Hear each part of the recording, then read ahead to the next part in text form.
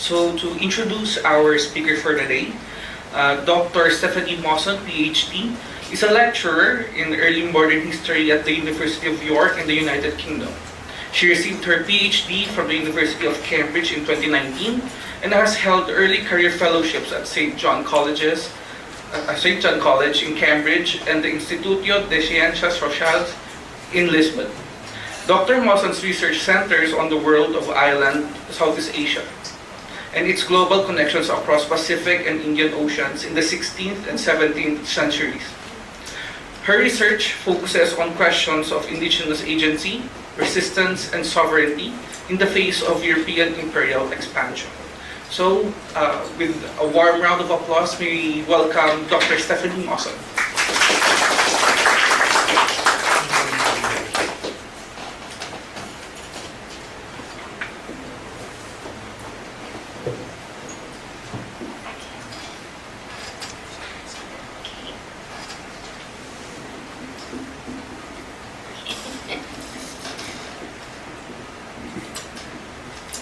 Thank you, and thank you to Professor Lopez for organizing today's session, and also to Dean Moratilia for the warm introduction and welcome to UP Asian Center. It's really a great pleasure to be here, and it's a privilege actually to finally be here in Manila to be able to talk to you about my book, Incomplete Conquests.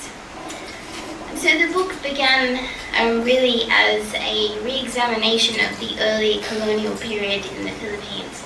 It roughly covers the first century and a half of the Spanish presence in the Philippines. And so in my work I use this idea of the limitations of empire as a framework of analysis. And so as we know, that the historiography of early modern empires has shifted quite a lot in recent decades. And we're now looking at empires not really as monolithic forms of power, but as instead shaped by complex local dynamics. And so my book really follows this turn in historiography, and it shows how, despite more than a century of Spanish claims to sovereignty over the Philippines, by the end of the 17th century, the Spanish presence in the archipelago was weak, unstable, and limited.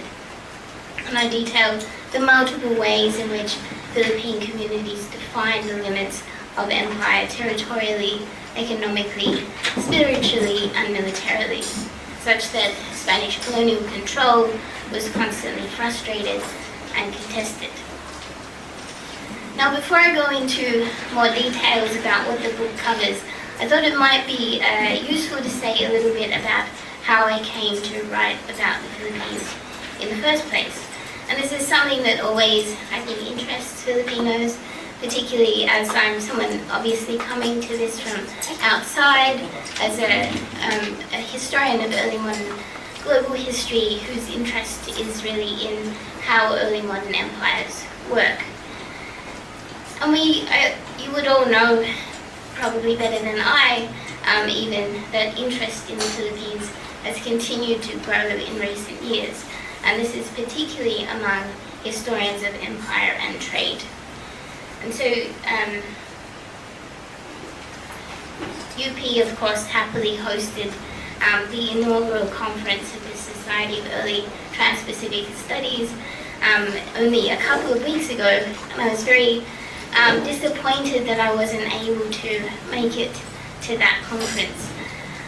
But looking at the conference program, I think it really demonstrates just how vibrant this field is, and there's so many people doing so many exciting new things on the colonial history of the Philippines, with many of you based right here at UP.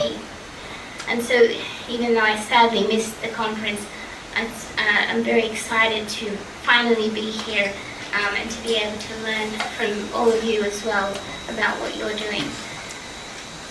But I think that this Society for Early Trans-Pacific Studies, it very aptly demonstrates the way in which the galleon trade in particular has attracted the attention of global historians.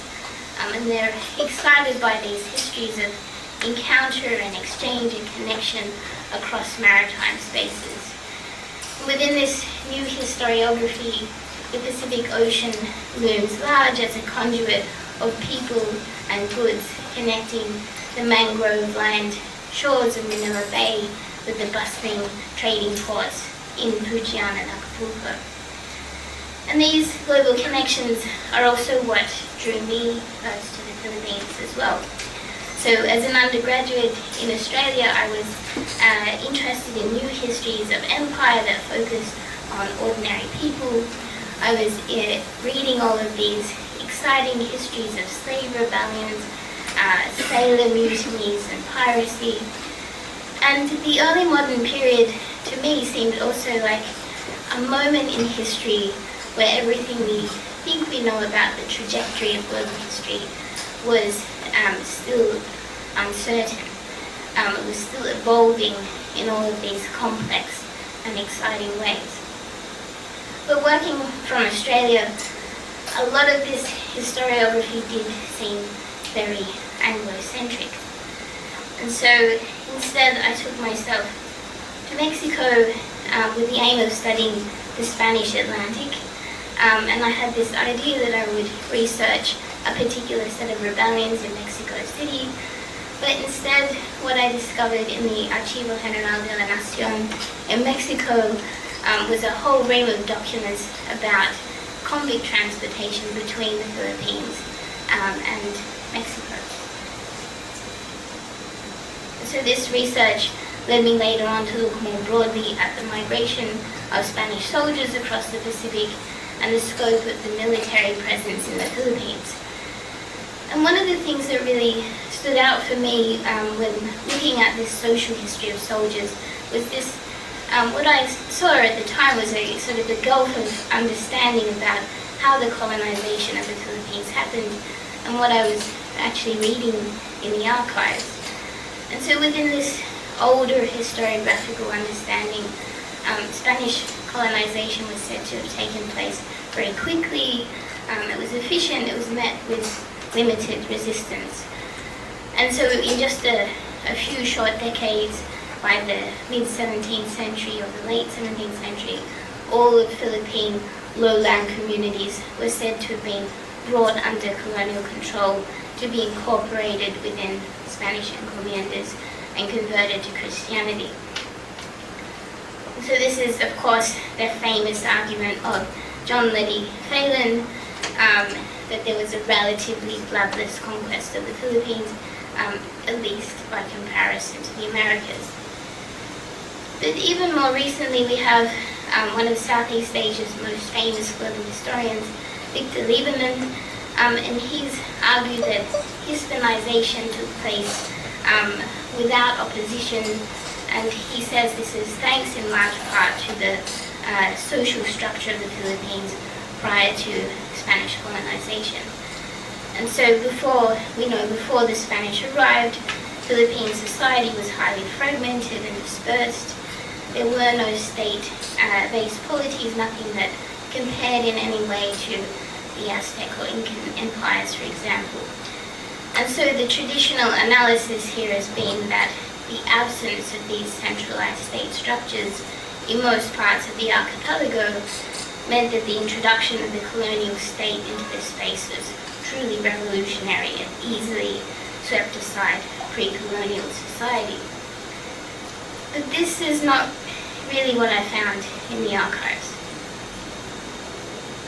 So beginning from the perspective of military history, what I was reading were endless accounts of military failures on multiple fronts, from the mountains and the valleys of northern Luzon to the frontiers of the Moro raiders, and even within missionary enterprises, and even on the streets of Manila itself. And so that's what I wanted to explore within the book. I wanted to bring together all these disparate frontiers of contestation and limitation, and to see how doing so changes then the way we understand the history of colonization in general. And I argue that a lot of the existing historiography has tended to overemphasize the power of the colonial state giving it a semblance of coverage and control that it simply did not have, at least in this early period. So by reading the colonial history through the prism of limitations, we're shifting the interrogation from how to if and where, and the book therefore asks for a more specific delineation of how colonization took place and what that process actually involved and how successful it really was.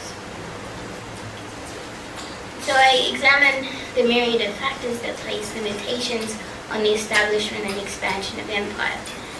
And so in the first place, of course, there are factors that are internal to the operation of empire.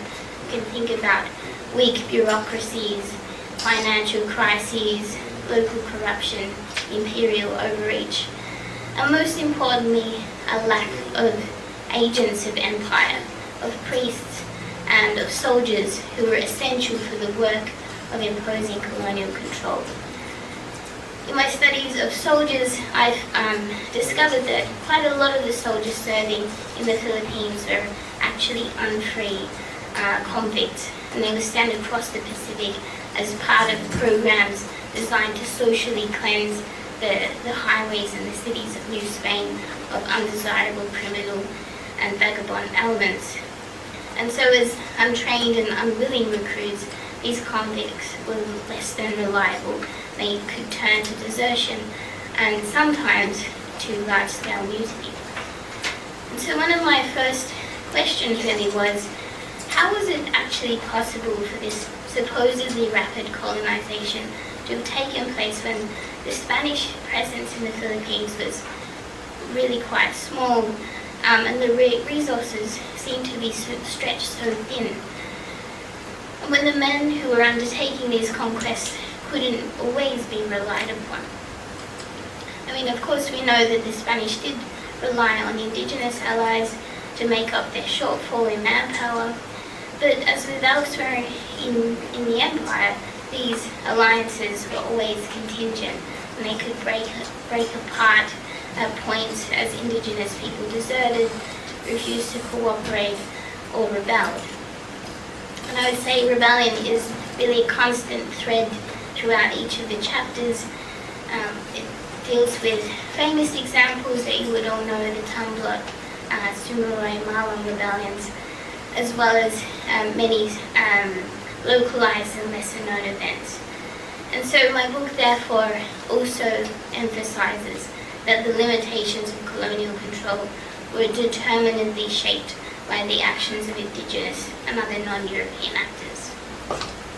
And each chapter tackles this from a slightly different perspective, showing how kinship-based social and economic structures, indigenous methods of warfare, and geographic and environmental factors intersected with Spanish weaknesses to create a situation of chronic instability and colonial advance and retreat.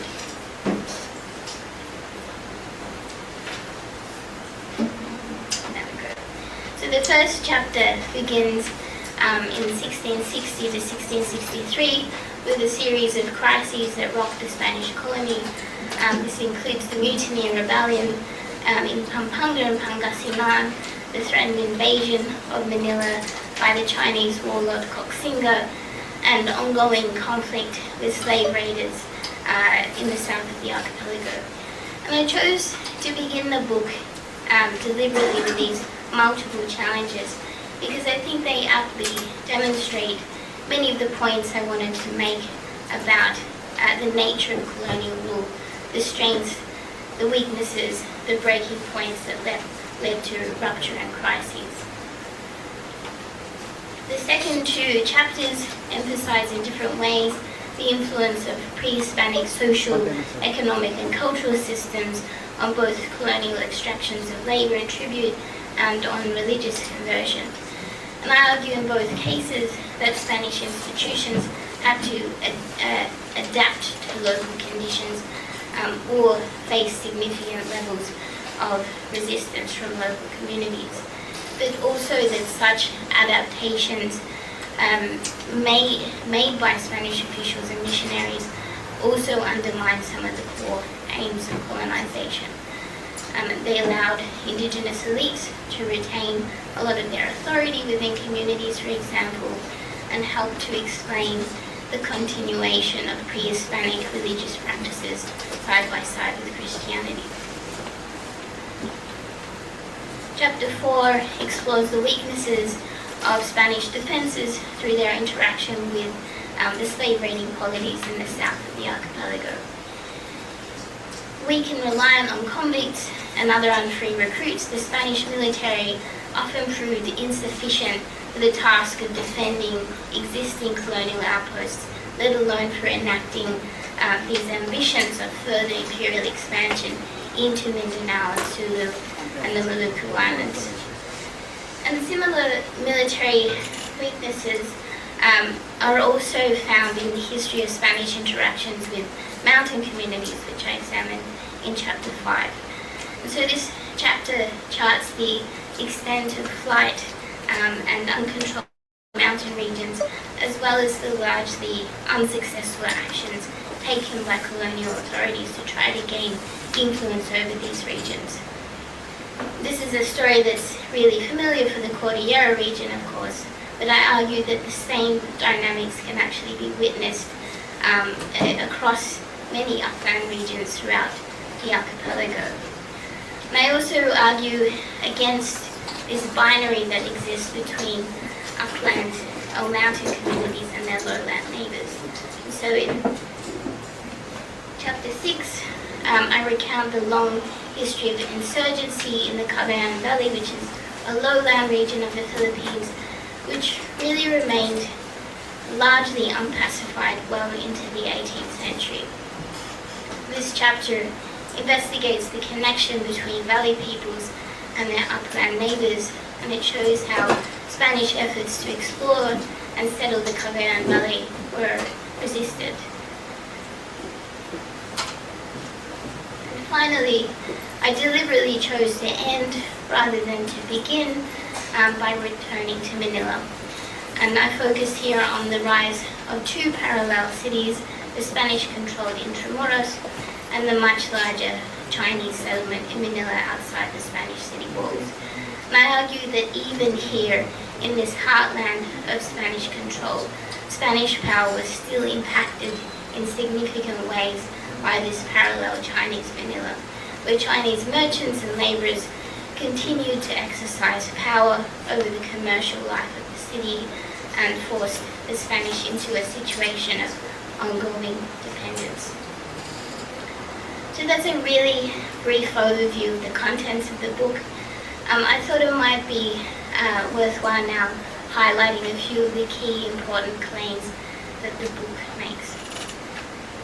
So the first relates to the role of Catholic missionaries within the colonization of the Philippines. So missionaries have often been seen as the kind face of empire that often acted particularly as advocates for indigenous communities. But my research here instead shows that at least some members of the missionary orders could be the greatest proponents of violence, and they advocated for the use of military interventions, for slavery, for corporal punishment, and even death in response to the ongoing resistance of Philippine communities to religious conversion and incorporation into the colonial state. And so interactions with missionaries did engender a significant amount of violent conflict, and this helps to explain the history of flight and rebellion across the archipelago. A second bold claim of the book relates to the use of upland regions across the whole breadth of the archipelago as zones of refuge. So we know that mountains play this really important role as sites of resistance to colonization, and as I said, this is particularly well known for the Cordillera region of northern Luzon, where indigenous communities who often group together generically under this term, Igorot, famously rejected colonization attempts for more than 3 centuries. But in the book, I show that this history can actually be extended to mountain spaces everywhere, across Luzon, in the Visayas, and elsewhere. And while not all zones of refuge were mountainous, upland spaces presented common advantages across a wide array of geographies, allowing indigenous communities to make use of colonial perceptions of remoteness and the friction of terrain to escape empire. Flight and migration were part of a widespread and consistent response by Philippine communities to Spanish colonization, and these responses occurred across the whole breadth of the archipelago, and they mirror strategies used by indigenous communities both elsewhere in the Spanish Empire and also in other imperial contexts. And at the same time, upland communities did interact frequently with their lowland neighbours in a way that fundamentally limited the nature and extent of colonization in the lowlands as well. It's not a very good image for you here in the room, but nevertheless. So one final key point I wanted to highlight here is that the book argues that the social structure of the Philippines is defined by dispersed and fragmented kinship networks without any major state-based polities. That this social structure was in fact the single most defining factor that limited rather than facilitated Spanish colonization. And so we know empire expanded much more easily in spaces that did have pre-existing state structures. So if we think, for example, of the Aztec and the Incan empires, colonial authorities could interact with existing forms of tribute and labor extraction. An authority could operate via existing indigenous elites and indigenous intermediaries who became allies to the new colonial regime. But in places where these structures did not exist, and particularly if we're thinking about semi and non-sedentary communities, the colonial project often floundered. And so a full appreciation of pre-Hispanic indigenous culture, social relations, and economies is therefore vital in understanding just how indigenous people shaped the scope of empire. So the book also highlights the importance of interdisciplinary research for uncovering non-European perspectives on colonization. And so I just wanted to say a little bit about sources and methodology. So the research for the book is based foremost on extensive work in colonial archives. So we know obviously about the AGI in Seville, but also there's archives in Madrid, here in Manila of course, and in Mexico and elsewhere. And in many ways, the book is about reading silences within these archives. So we have to remember that colonial documents are above all political documents. Colonial officials and missionaries had incentives to remove and conceal certain things, especially when these bits of information demonstrated the weaknesses of the colonial project or the limitations placed on Christian conversion. And so we could say that archival silences and absences can actually be read as a form of colonial statecraft, as a way for generating a picture of an uncontested Spanish sovereignty over peoples and lands, for minimizing and reducing the impact of resistance. And so we really need to be mindful of this when we use these records. But even so, when we read these records at face value, resistance and limitations remain a defining feature of the Philippine archival record in this early period. And so as historians, we need to be mindful, I guess, of the choices that we make to focus on the aims and motivations of the colonial state rather than the actions of communities in response to colonization. And so following in the footsteps of others, the great figures of like William Henry Scott, Vicente Rafael, my aim has been to recover Indigenous agency from within these records. And this process requires deconstructing the colonial archive and making decisions about how much weight should be given to different kinds of evidence and the fragments that they contain. My view is that Philippine history has often been a little too reliant on published sources, so things like the Missionary Chronicles, the famous 55 volumes of Blair and Robertson. These sources are easy to access, many of them are available online, some of them are translated into English, most of them don't require some heavy paleographic lifting to read them. But I do think these sources need to be read a little bit more critically.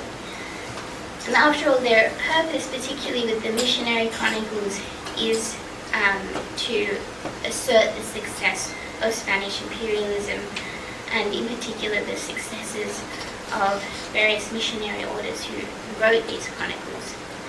And so for the most part, I've tended not to see these records as comprehensive or as accurate descriptions of what's happening on the ground.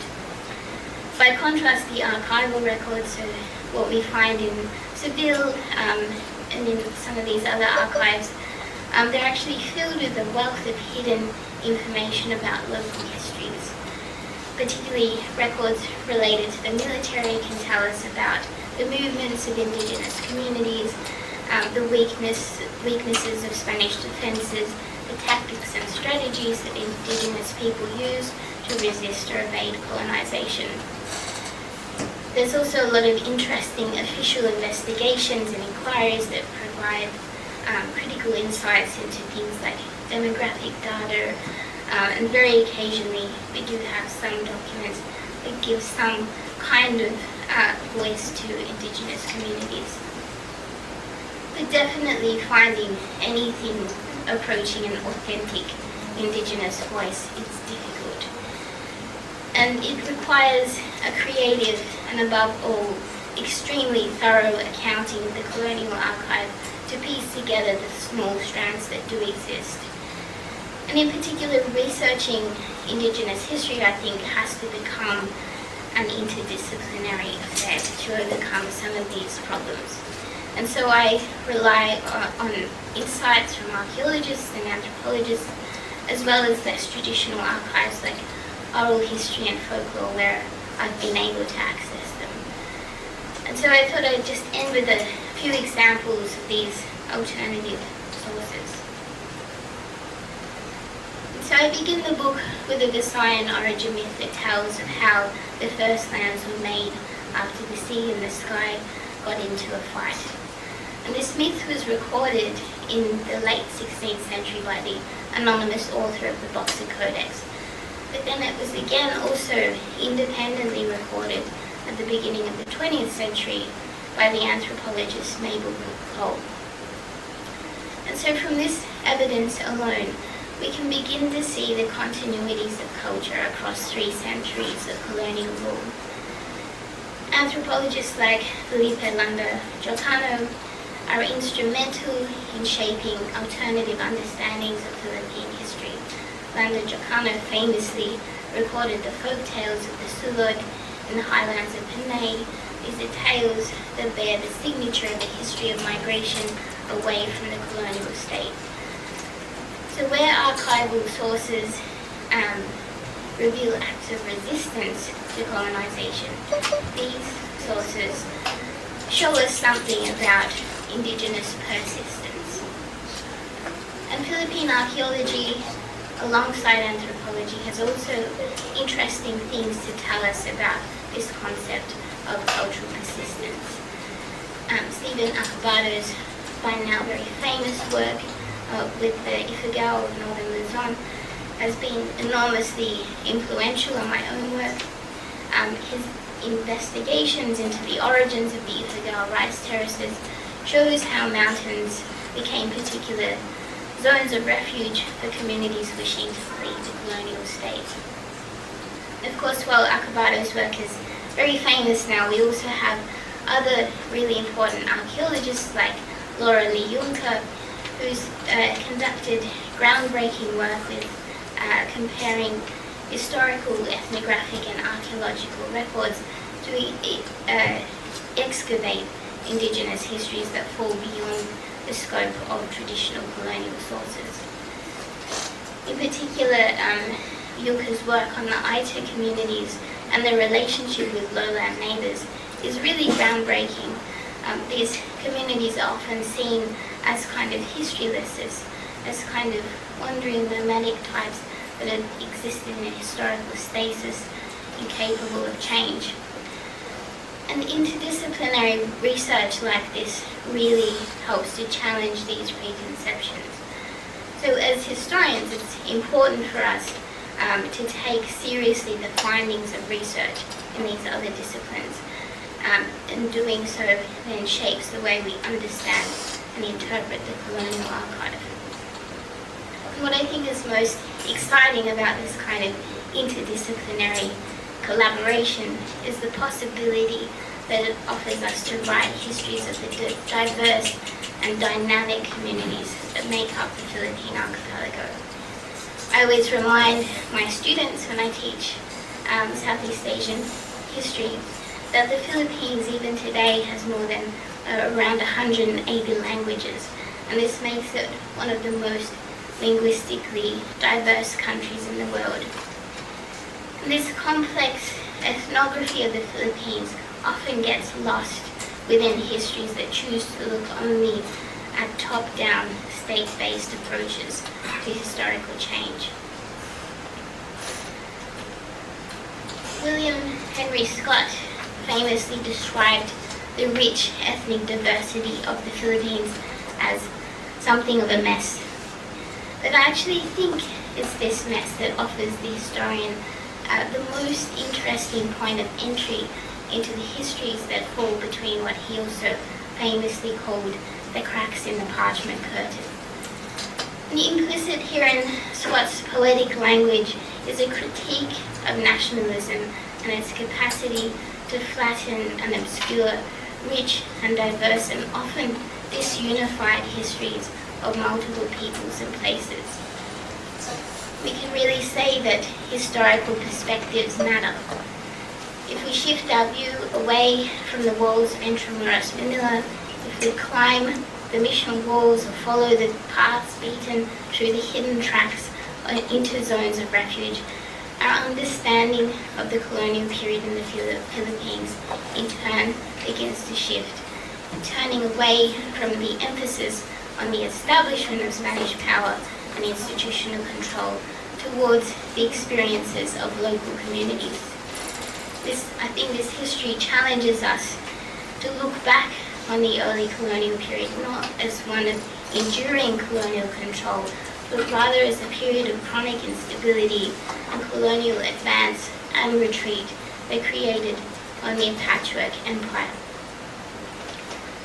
And so to end where I began, for me this is what makes the Philippines a really important example for students and scholars of global history, not just because of its place in an expanding early modern globalized world as the center of the galleon trade, for instance, but also because the history of the Philippines actually defies a lot of the grand narratives that we tell about the trajectory of European empires spreading out across the globe. And the Philippines, alongside other parts of island Southeast Asia, it just demonstrates that we now need new models for thinking about indigenous power that don't rely on state formation. And that doing this suddenly highlights the many histories of power, resistance and persistence that were led by a diversity of non-state actors across this particular region of the globe. And these are ideas that really excite me and they're propelling my future research ideas, and I'd be happy to expand more on that during questions. And the book, unfortunately, I don't have copies here with me to sell, but you can find it online from the publisher, Cornell University Press, or from Amazon, I've been told. the book was published 3 years ago and finished sometime before that as well. And so, as I mentioned, there's a lot that's happening in this field, and there's probably lots that I've missed in the book, as well as plenty that I still have to learn from all of you. So I'm really looking forward to our conversation. Thank you.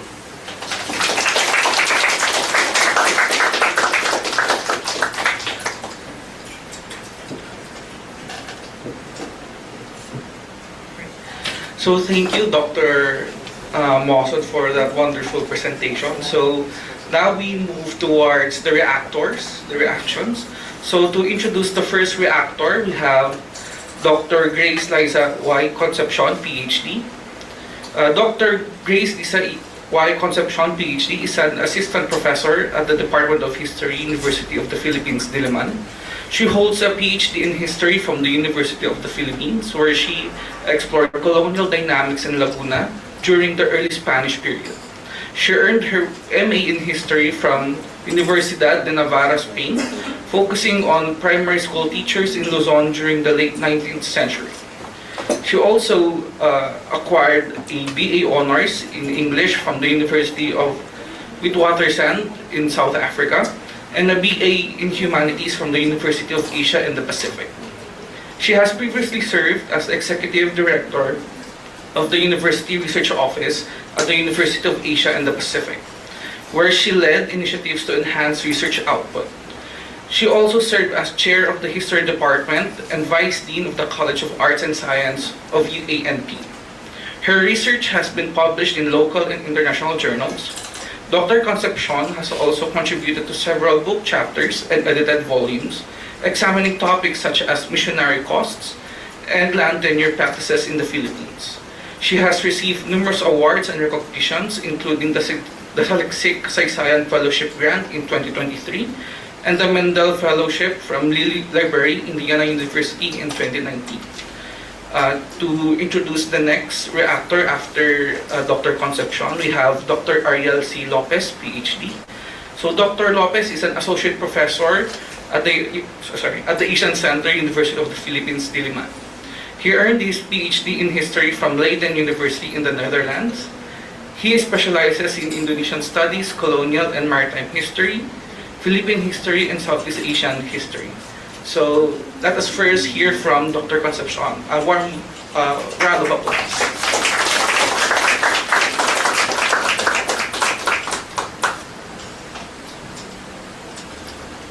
Thank you very much for that introduction. Long introduction. Longer than the introduction to the speaker, but anyway. Congratulations, of course, to Dr. Mawson on the publication of her book, and we're so happy to have you here. Thank you very much, Professor Dr. Lopez and Dean Moratilla, for inviting me here to contribute some of my thoughts on the book. So what I like about the book is, first, its focus, the 16th and 17th century, because being a historian of the 16th and 17th century, of course, I appreciate having people to talk to and at least engage with. And also, because, well, we don't know much about this era. It's only now that we are gaining more knowledge about this complicated era in our history. As Dr. Mawson has shown in her brief talk, all the complexities of the beginnings of colonialism and the expansion of the attempted expansion of Spanish Empire in the Pacific. And then also because, as she has shown, sources abound, just waiting to be explored, right? Of course, they're all scattered in different archives, but now with digital methods, digital archiving, with the aid of technology, we can actually we have more access to those documents than historians did maybe 10 years ago.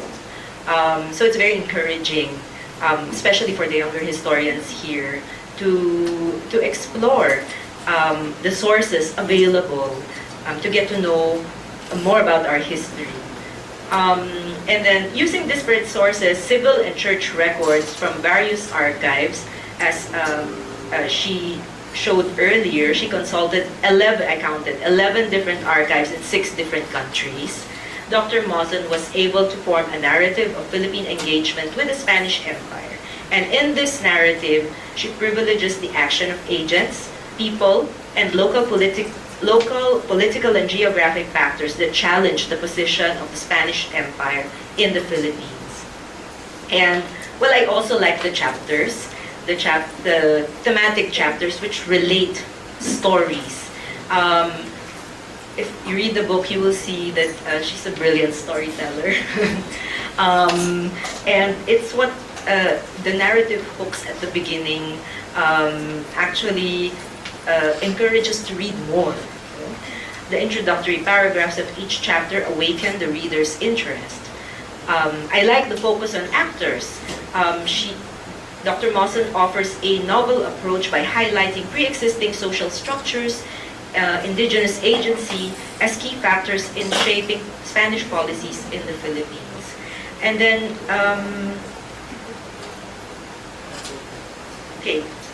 even if some of these themes, we may have read them in different works of Philippine historiography, indigenous resistance, the Chinese in the Philippines, the moral resistance to Spanish rule.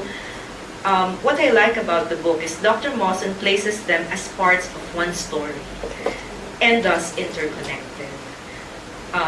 And this is, for me, a challenge to us historians who can sometimes zero in on a local topic and run the risk of forgetting the big picture. Now, we can be sometimes very immersed in absorbed by our own topics, and we could forget the bigger context. I also like the fact that Dr. Mawson has made an effort to immerse herself in her site of study, to understand the nuances of the localities, the geography, the cultural features, acknowledging the diversity of the Philippines. A great part of historical scholarship on the Philippines has been about Manila. So I appreciate the fact that Dr. Mawson has included other regions in her work. To me, the strength of Incomplete Conquest is in Dr. Mawson's ability to narrate the 17th-century Philippine history that appreciates the interconnectedness of the social and political dynamics in Luzon, the Visayas, and Mindanao, and the Sulu archipelago, and their engagement with the Spanish Empire. I end my reaction with just a few questions for Dr. Mawson. In the history of empires, is there such a thing as a complete conquest? And is there a place where you think the Spanish Empire achieved this? Or is that completeness only limited to how empires are represented in history? And then the next question is, what was the greatest limitation of the Spanish Empire in 17th century Philippines? And lastly, what was the most important challenge for you in researching the Philippines and writing your work? That's all. Thank you.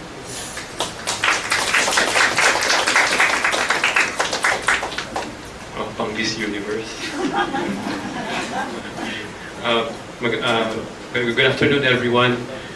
My comments are very short. I don't want to get time from the audience, who I know also have several questions for our speaker. But first of all, I'd like to thank Dr. Mawson for agreeing to do this lecture despite the sudden invitation. It's a beautiful book and also a very beautiful lecture. My comment revolves around the idea that one of my classes in the past few semesters have dealt on with Professor Caldwell, also from the UK, on the overemphasis on the idea of a barangay.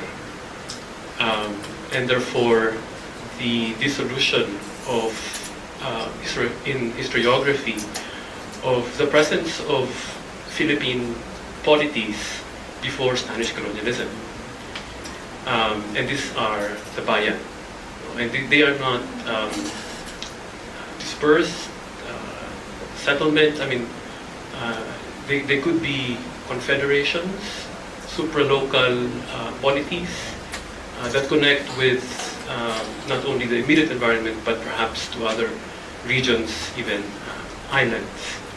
And so if we look at the histories of these polities alongside Spanish colonialism, could we then argue that these polities perhaps persisted despite of the Spanish colonial state? And would you, for instance, consider the rise of indigenous leaders, the maestros de campo like Andres Malo, as part of that long line of perhaps indigenous rulers who made use of the Spanish colonial state to advance their own political and economic interests? And therefore, we could see not the dissolution of these indigenous polities, but a coexistence, perhaps with a greater Spanish military power and economic benefits. These indigenous leaders reached a political apex, apogee, that they have never seen before. And perhaps that might explain the acceptance of colonialism from the part of, at least from the indigenous elites. And when you showed us the map of zones of refuge, it reminds me of the situation in North Sulawesi where, the fleeing of slaves happened despite, despite Dutch colonialism. So it's a pre-colonial thing. Slaves flee from one datu, from one raja, and seek the alliance or the vassalage of another one. So I guess my point is, if we try to look at Spanish colonialism not from the Spanish colonial state, but from the evolution, perhaps even the development, or arguably the flourishing of indigenous polities, how could we then rewrite 16th and 17th century Philippines? You mentioned that we should do this, we should go beyond the state perspective, but also perhaps we should redefine how we understand the state. And indigenous polities most likely work differently from how European colonial states in Southeast Asia work, with stronger kinship relations, marriage alliances. And I understand it's difficult to reconstruct because they did not end up in the colonial archives, but perhaps possible by reading through and along the archival grain. So would you consider this as perhaps another the next step towards if you continue working with 16th, 17th century Philippines from the perspective of indigenous polities, societies?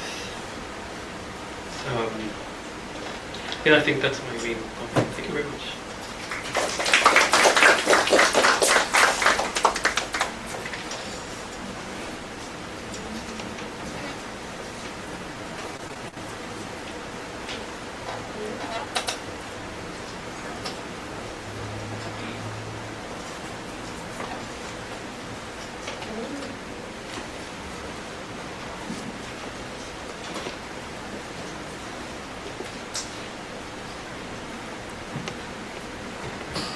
Hello. Magic touch. Thank you very much to Grace and Ariel for your very insightful comments. and I'll make an attempt to try to respond in a coherent way. So beginning with your questions, Grace. Is there such a thing as a complete conquest? No. But I think, so the title Incomplete Conquest is a deliberate reference to the new conquest history that has been going on in, particularly in the history of Mexico in the last couple of decades, really. I was very influenced by historians like Matthew Restall. And I think that the point that's being made by this new conquest history is that we need to really interrogate some of the sort of mythologies that go alongside conquest and the evolution of the kind of mythologized narrative of colonial history that dates back to the time of conquest, really.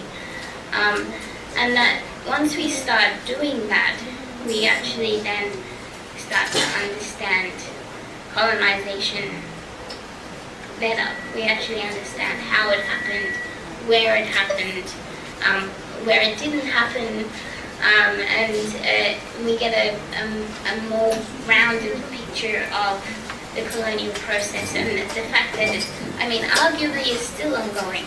We still have colonial processes happening today, not just in the Philippines, but in many parts of the world. You asked about the greatest limitations of Spanish Empire in the Philippines. I would say, for me, geography is really the main factor. And I think sometimes there's a tendency to think of colonialism almost in like a sociological category. It's like it follows all of these different kind of rules, and once all these factors are in place, then we have colonization. But we have to think also about the really practical things that people have to do. And like, if you have two priests that are in one island with thousands of people that they have to minister to, and there's a big mountain range in between them and half of the population, what does that actually look like on a day-to-day for those priests? What are they doing? Obviously, we know that they had strategies to try to overcome some of these geographic issues, so trying to reduce people into settlements. But this was slow, and so this idea, just because someone says, oh, we reduced the indigenous people, doesn't mean they actually did.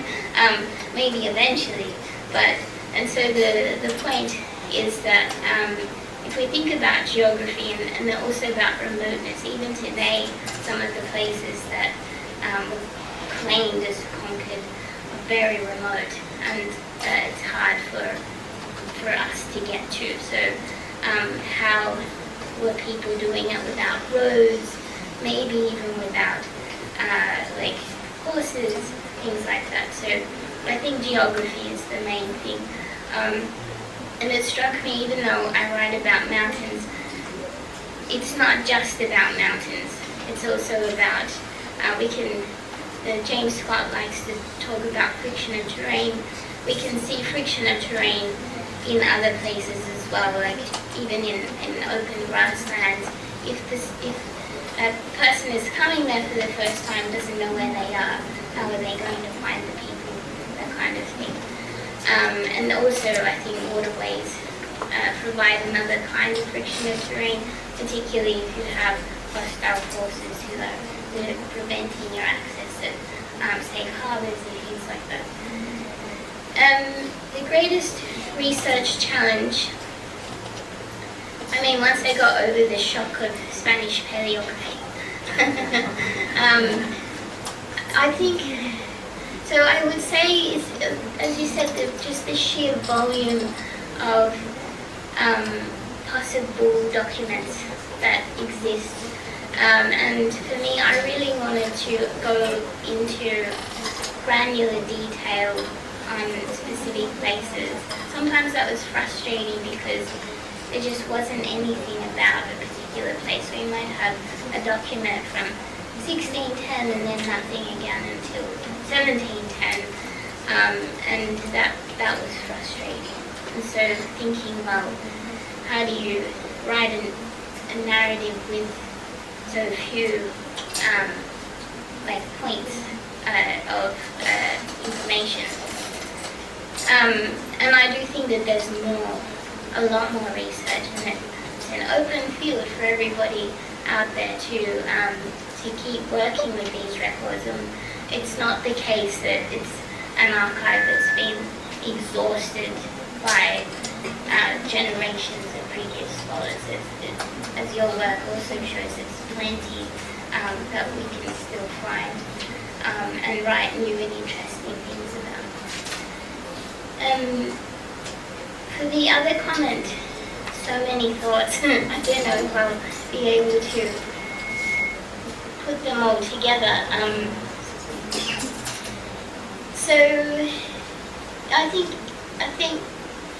the main thing is, and I thought about this as I put the book together, it is still a book about the Spanish. Ultimately, it's a book about Spanish Empire, even though, I mean, in a sort of like thematic sense, it's about how empire did or didn't in various ways work, and getting to understanding the kind of what was actually happening within indigenous politics and indigenous communities is, with working with those sources, extremely difficult because of this political problem of the Spanish basically don't want to tell people about those things. They want to present a particular picture of how their relationships work with local people. And I think one of the points that I really tried to make is that a lot of what we know about how the Spanish operated in relation to indigenous people really is only relevant to Pampanga, maybe to Laguna de Bay area, the areas around Manila. But when the Spanish write their reports, they will use generic terms like indios to make it seem like it's everywhere. And we get these flashes of insight to suggest it's not, particularly in terms of things like labor, where they're getting their labor from. It's pretty much always Pampanga. There's a few records about the kind of crops that they were collecting and where it was being grown, and all of that is coming from neighboring provinces to Manila. It's not coming from the Visayas. And so there's this sort of idea of like, because it comes from the records itself, that colonialism is the same everywhere, but it absolutely isn't. And I think as far as that influences the way we understand indigenous rulers, we're probably right in places like Pampanga where people got some advantage from joining into the Spanish colonial regime, and it allowed them to continue to have power and authority within their communities. But this might not be a story that is the same everywhere. We also have a new sort of talking about super-polities. I see this, and the archaeological records suggest that this is a time when that's happening, that we're getting this sort of more consolidated forms of power that are happening in different places. And we could actually argue that, particularly in the southern part of the archipelago, the arrival of Europeans propels that further. So we have like proto-states being formed within Mindanao and Sulu and so on. And so that might be different, for example, to what we're seeing in like northern Luzon. So we can't kind of say, well, it happened there, so it also happened there. But yeah, I think absolutely that the next step is to go beyond just writing about the Spanish and actually trying to recover more of an understanding of on-the-ground politics. Very difficult with these sources, so that's where working with the archaeology and things like that can be exciting.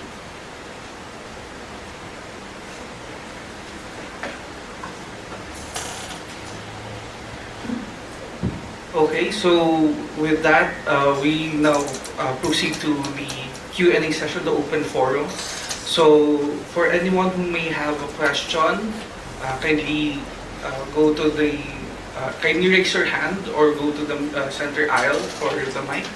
So if you're going to ask a question, kindly state your name and affiliation before asking the question.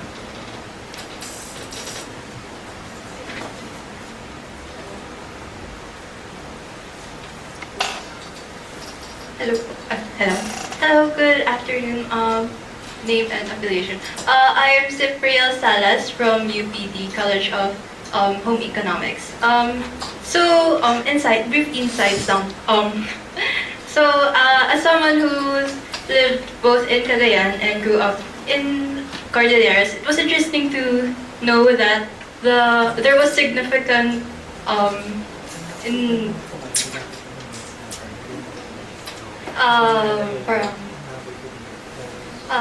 resistance. There was significant resistances in Cagayan, but as we all know, there was significant resistances as well in Cordillera, but I didn't really know much about the resistances within Cagayan. So my question actually revolves regarding geography as a whole. So you mentioned about seeing a lot of military records. So I wanted to ask if there was a place, a certain place that you noticed to be recurring a lot, and that somewhat struck you. No. Thank you. Okay, so before we let Dr. Mawson to answer, a few more questions.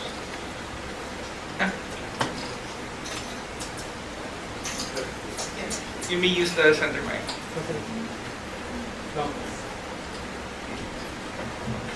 Hola. Hello. Okay. Sorry. I'm sorry.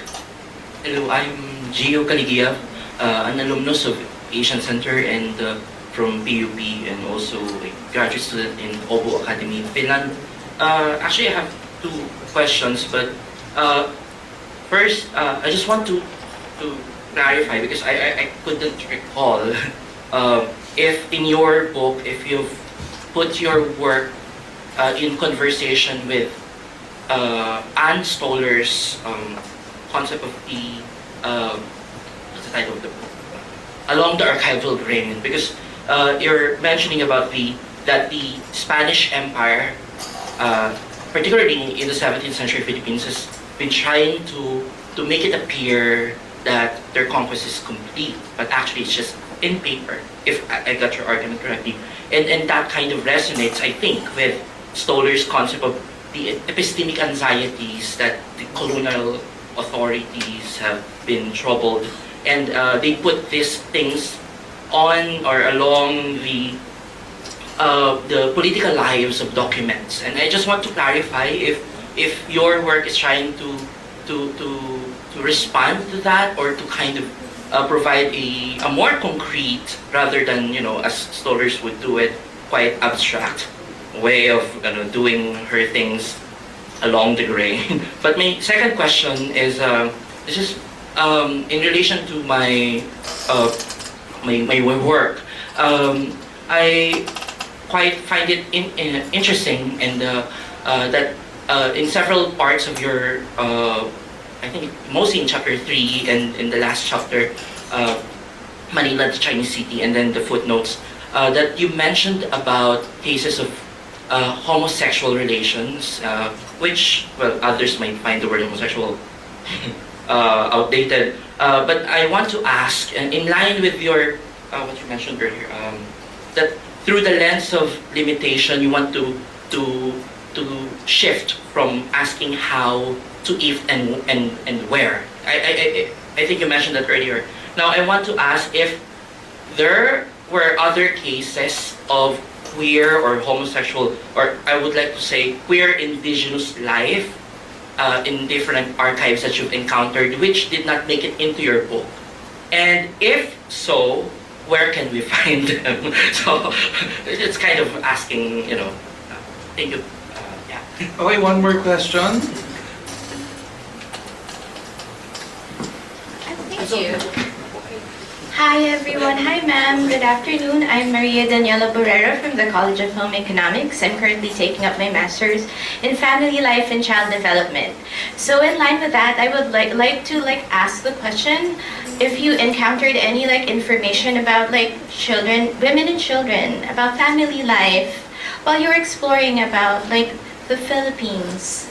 I find it very interesting that we tend to overlook, or sometimes because we want to learn about so many things about the Philippines, but we tend to forget, not necessarily forget, we become so overwhelmed, but we have to revisit the importance of the basic family unit and the dyads between the mother and child, the parents, the relationships within the family unit, and these things. I would like to ask if you've encountered some interesting tidbits or gossip, whatever. Thank you so much.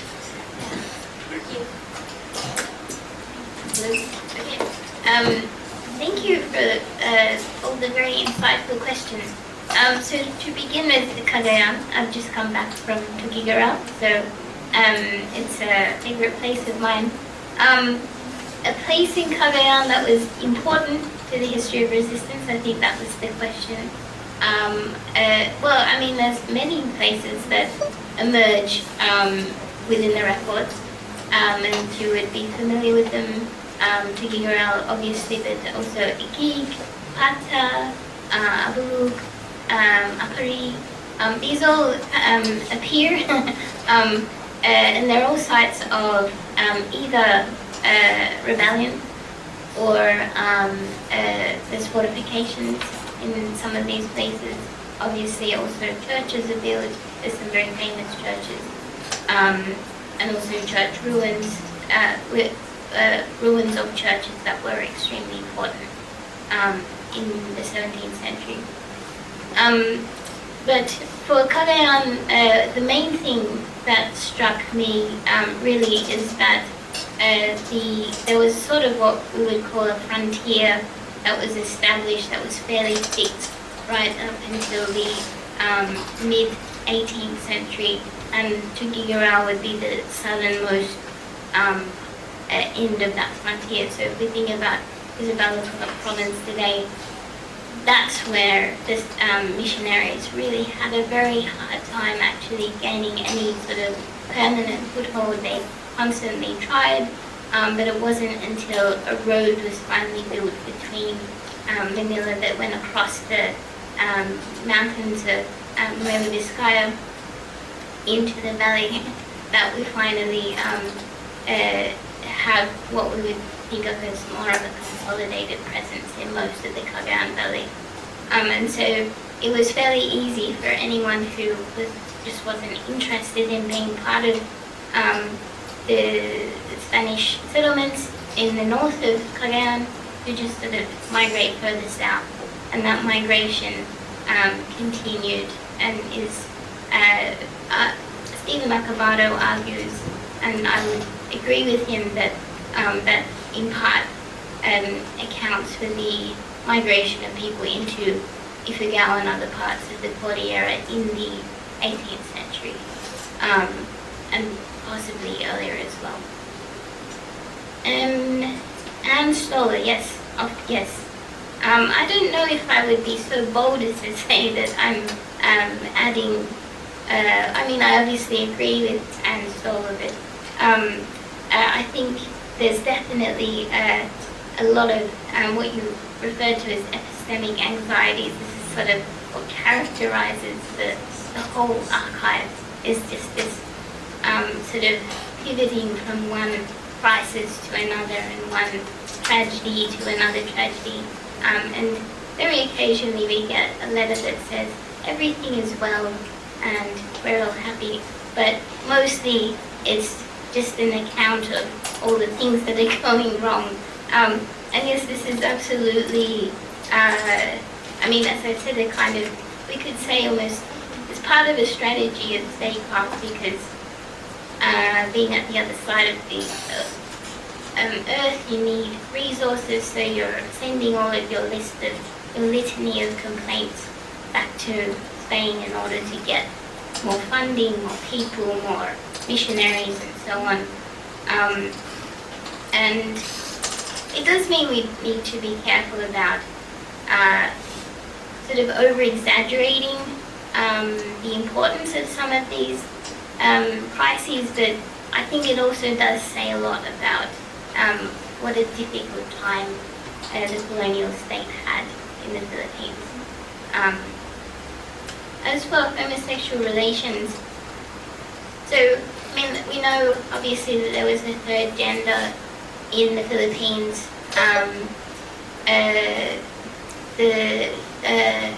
Sorry, I'm going blank on the name. The Babaylan, but so there was a third gender, and there's been some work on this, not by me, but I'll have to look up the name. She's actually an English scholar, a scholar of English from England. And there is very limited sort of research done on kind of queer lives, because I think in part the main people writing these records, the missionaries, they don't tend to want to record these things. They also downplay the lives of women, which connects to the next question. So we don't tend to learn a lot about, we know that people did definitely practice homosexuality. It was a lot more, accepted amongst the Chinese community in Manila, and I'm sure it was accepted in some parts of the Philippines as well, but again, we know very little about it from the records. I'm sure it's a great topic for anyone who wants to start looking. And similarly with women and children, I mean, there's probably others who are better placed to answer this question than I am, but we don't actually learn very much about families from these sort of, I guess, call them kind of political records.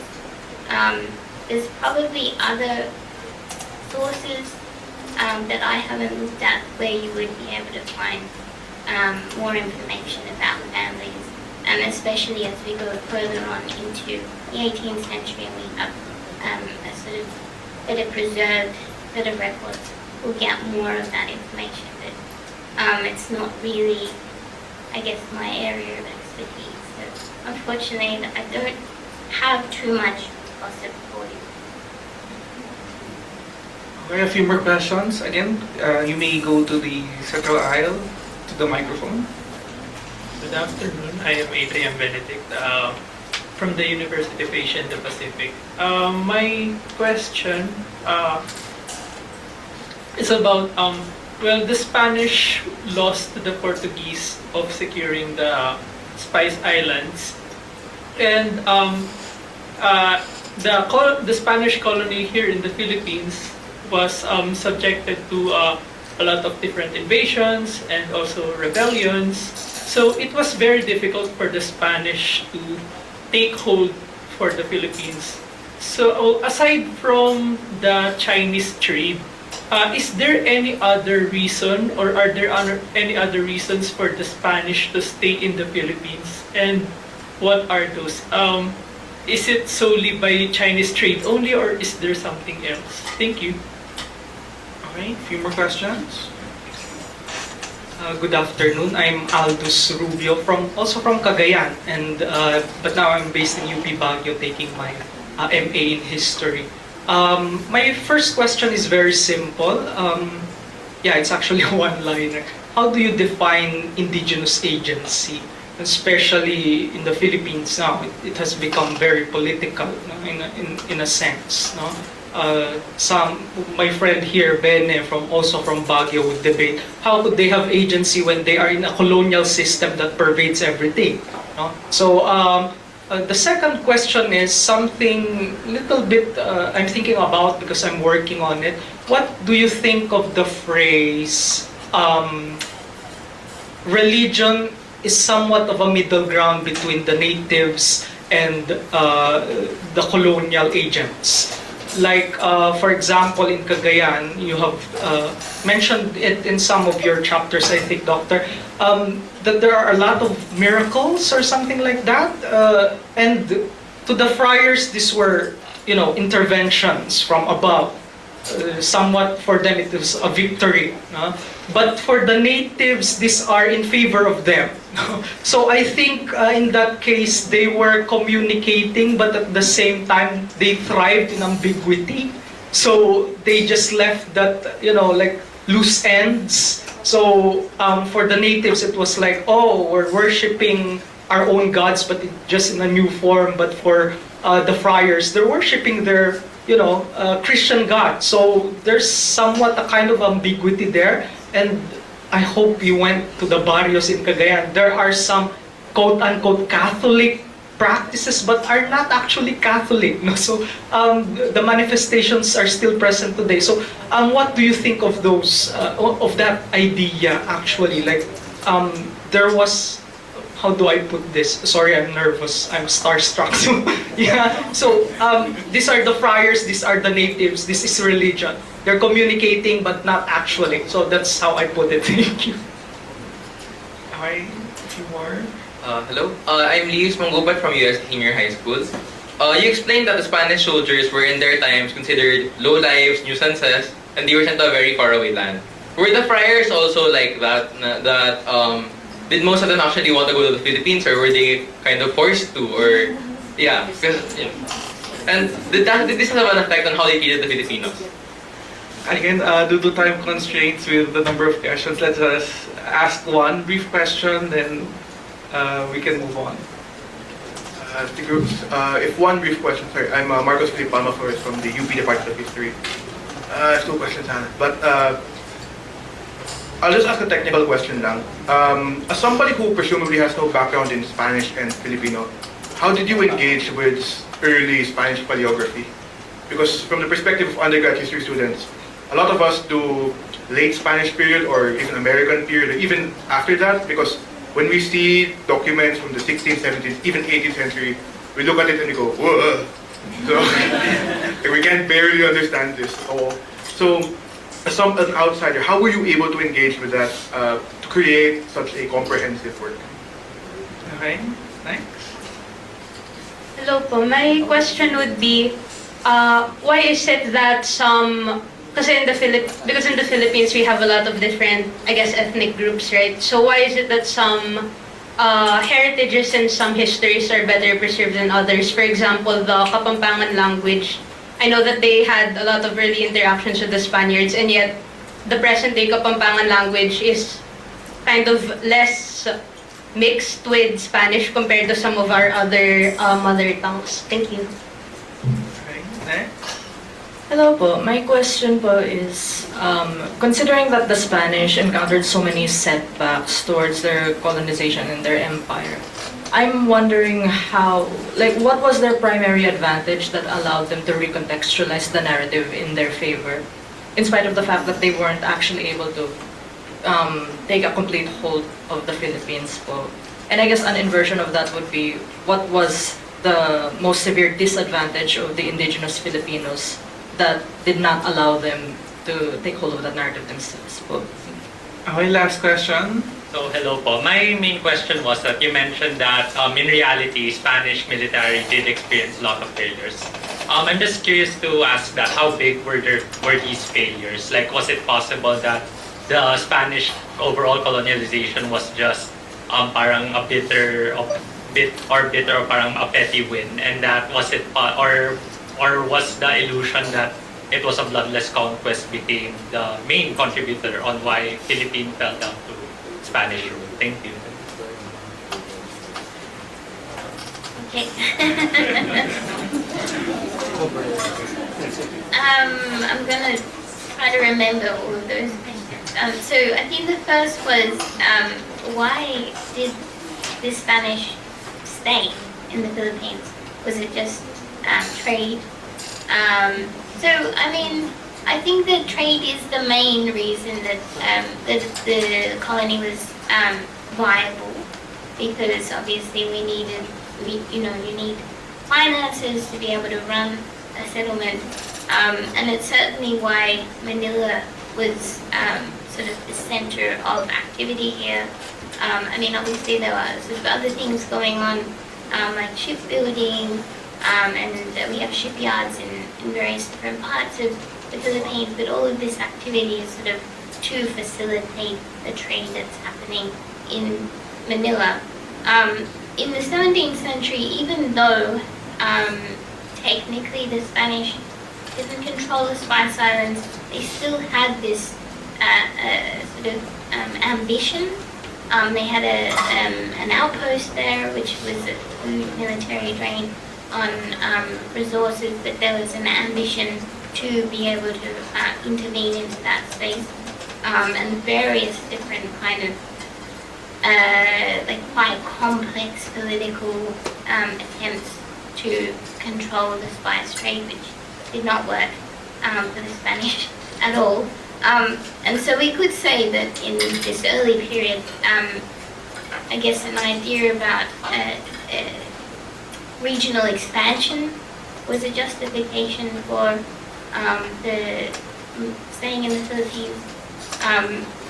And then, of course, the missionaries had their own particular interests, and they were interested, obviously, in converting people in the Philippines. That the Philippines becomes a very important base for expanding missionary activities, famously to China and Japan, but also people had, I mean, we have the Mariana Islands. There was an idea that Christianity could be spread from this point out into all of the Pacific, into places that the Spanish didn't even know existed yet. And so we have this tension, I guess, oftentimes between a sort of financial and military reality and ambitions of the missionaries. And ultimately, the Spanish did stay because they were able to take advantage of the trade in Manila in order to finance all of these other things. How do I define indigenous agency? That's difficult. Firstly, how do we define indigenous? And actually this is not straightforward at all, and differs from place to place. In the Philippines, you have your official definition, and indigenous only applies to very certain specific groups. But if we're thinking about, the point of contact, it doesn't make sense to make a differentiation as to what happens to people 300 years later versus what's happening to them in 1600. And so, for simplicity's sake, as a historian, everyone is indigenous because they're from these islands. And you're sort of, making the case that there's a clear distinction between the people who live here and those who are coming from outside. So I think people think it's inadequate, but it's better than alternatives. As to agency, I've taken 2 undergraduate lectures on definition of agency, but everyone has agency, and I think whether or not you're in a colonial system, you still have agency, and so the point being that all the way through there is choices being made by people on very micro and very macro scales about what they will accept and what they won't accept, and also unintentional agency, obviously. So sometimes people's actions have unintended consequences that still shape the historical process. And so I think you know, power operates in multi-directional ways, if you want to think about it that way. It's not, yeah, it's not always the case that someone that a particular institution has more power than those that it controls, inverted commas. Religion as a middle ground. I mean, I think you put that beautifully. I think that's exactly what it is. That, you know, we've got again, it's a similar question about agency, about how people choose to interpret religious teachings, and they have agency over that. And that's going to differ from person to person, from community to community.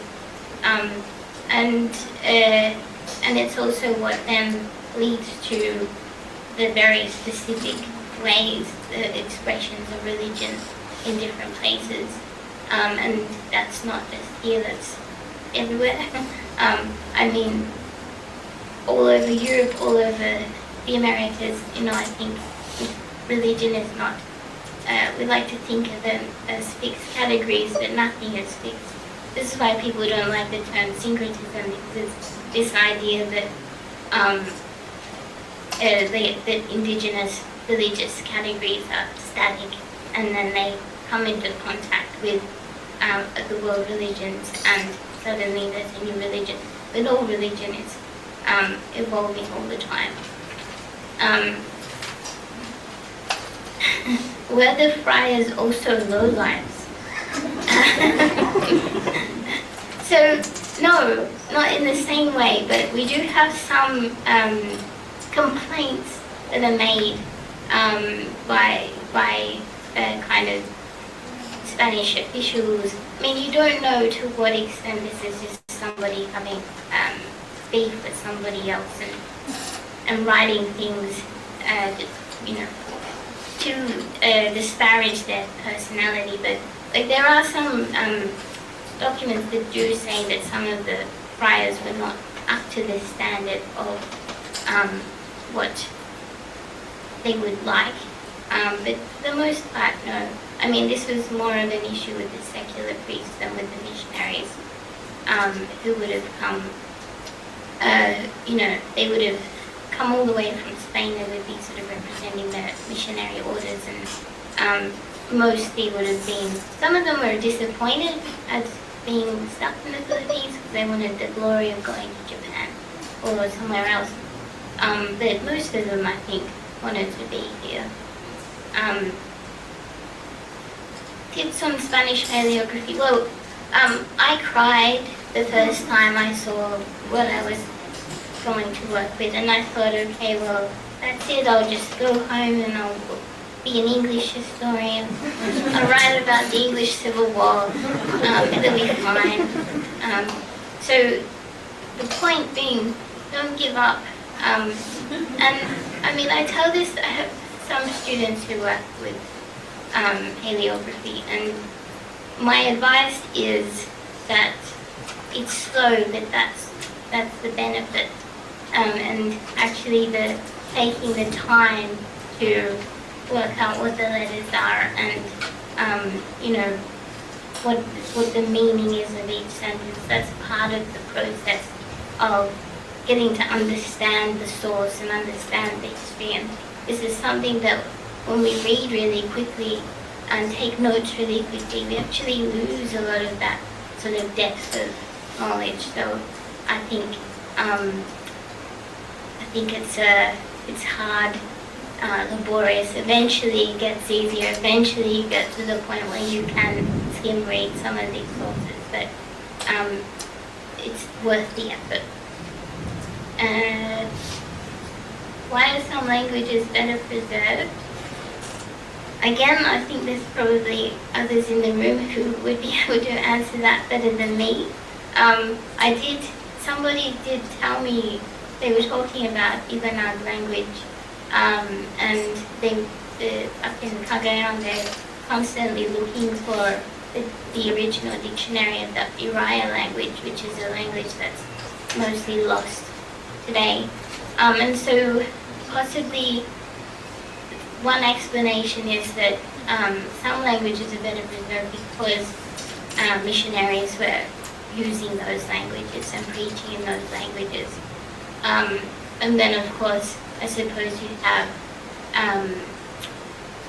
people who are active in trying to preserve their language and actively use it and to use it within their own research and things like that. So it's probably a complex process that I'm not the the main person to ask about. Okay, military failures. So were they just petty wins? So sometimes that's the case, yes. So often, so the example I really like to use with my students is the Conquest of Mindanao. And so we have this amazing source, and it's called the Conquest of Mindanao, 1637, and it's this sort of pamphlet that was written, went right around the world. It was sent to Mexico. It was published everywhere, and it was great, the glory of the Spanish Empire. But it's the idea that you win the battle and that's the end of history. And actually, there was no conquest of Mindanao in 1637. It was a battle that was won. It had significant consequences. But the term conquest is not appropriate. And sometimes we take these, because they look impressive and it's on everywhere, it must be true. We take these sort of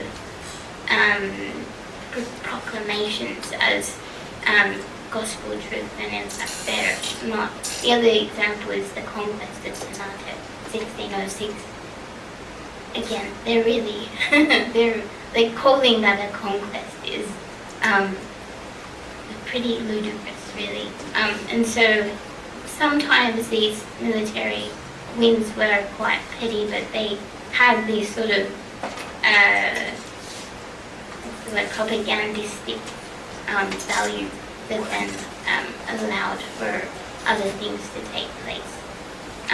And so we always have to think about